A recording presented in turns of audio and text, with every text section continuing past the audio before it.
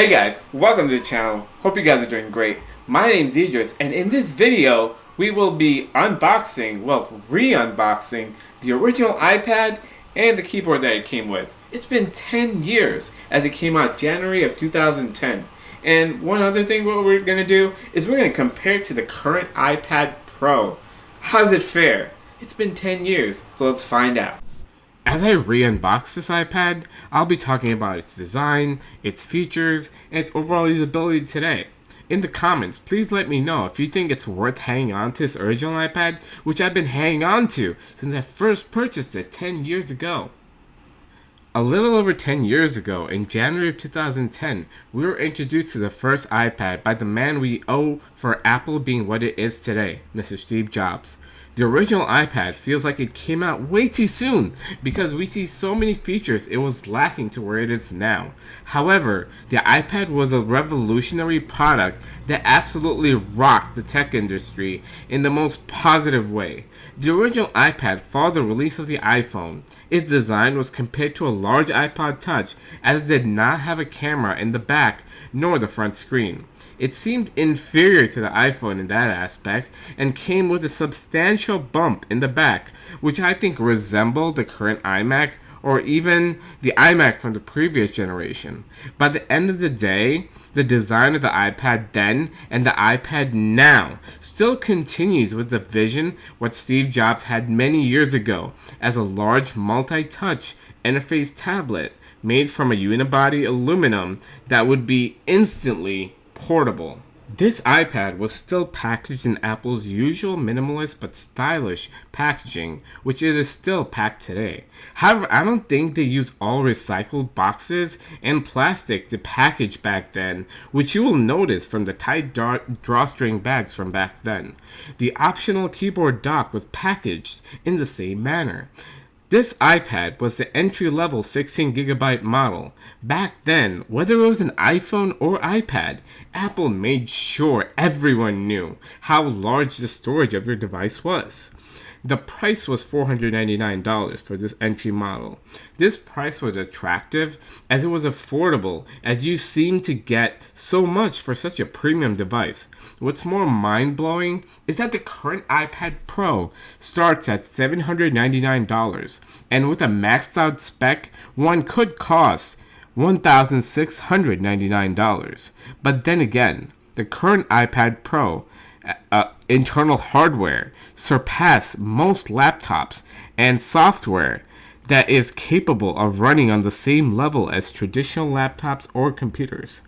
I talk more in detail about the current iPad Pro in my iPad Pro review. I'll have a link for it in the description. I should also say that Apple has not made the iPad less accessible to customers. In fact, it's made it more affordable than ever, with a regular iPad costing only $329. Now let's talk about the design of the original iPad. Steve Jobs called this iPad thin. The original iPad is 13mm thick. Comparatively, the current iPad Pro is only 5.9mm thick. The original iPad's bump or hump adds to this thickness. There's not too much difference with their weights, as the original is 1.5 pounds and the iPad Pro is just over a pound.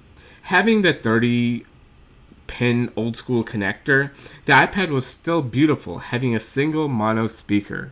The current iPad Pro features 4 stereo speakers with a blazing fast USB-C connector. I should note that the current iPad Pro is the only one that features a USB-C connector, as iPhones and other iPads still feature Lightning connectors. The bezels of the original iPad Pro were huge to accommodate the home button that did not feature a fingerprint scanner. The new iPad Pro, of course, does not feature the thick bezels since it does not incorporate any buttons on the display, so no home button or fingerprint reader. Face Unlock is my primary form of unlocking my iPad Pro, and that is something that the original iPad simply cannot do. Why?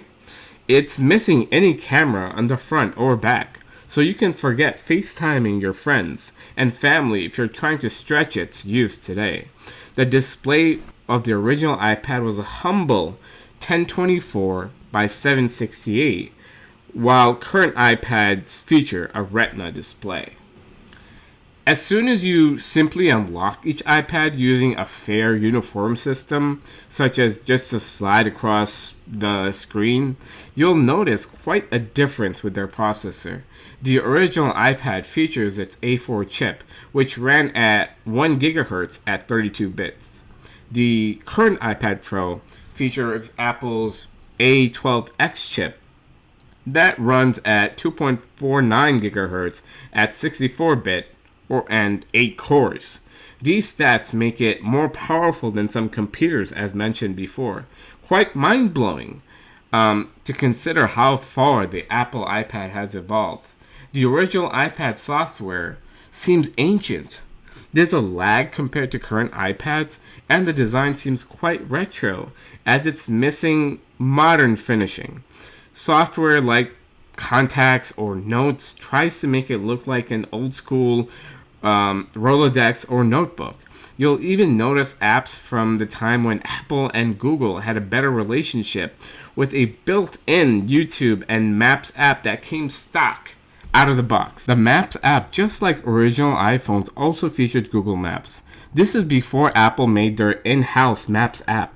The original iPad is missing modern flat design uniformly. In trying to use software that requires internet connection, such as YouTube or Google Maps, it's frustrating as you simply are not able to do so. These apps simply don't work. Although it will show thumbnails of videos and display results when you search for videos in YouTube, videos simply don't load, such as any video you search on YouTube. And Maps simply does not work when you search for anything in the Maps app. Some apps kind of work, such as Safari. What do I say kind of? Apple back then did not support the Flash plugin. This was probably because Apple was trying to save battery on iPhones, which shared the same iOS software, which is iOS 5. You'll notice that even the current Apple website, it's not loading in Safari on the original iPad. Sad to say. Sign in to the App Store, it's impossible, as I can't simply use iOS 5 to sign in because it does not have two-factor authentication. I think the most I can do is connect the iPad with the optional keyboard dock, which combined a Magic Keyboard and a 30-pin dock, and use it just to type. Maybe write a story, poem, or use it like a journal. It does bring about a sort of nostalgia, as it seems like a modern typewriter, since you simply cannot do too much else with it.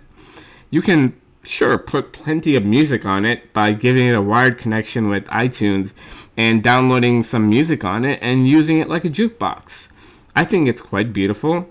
The controls on the keyboard dock that feature all media controls, a home button, and even a lock button. And before I forget, don't try using an Apple Pencil with it. You simply can't.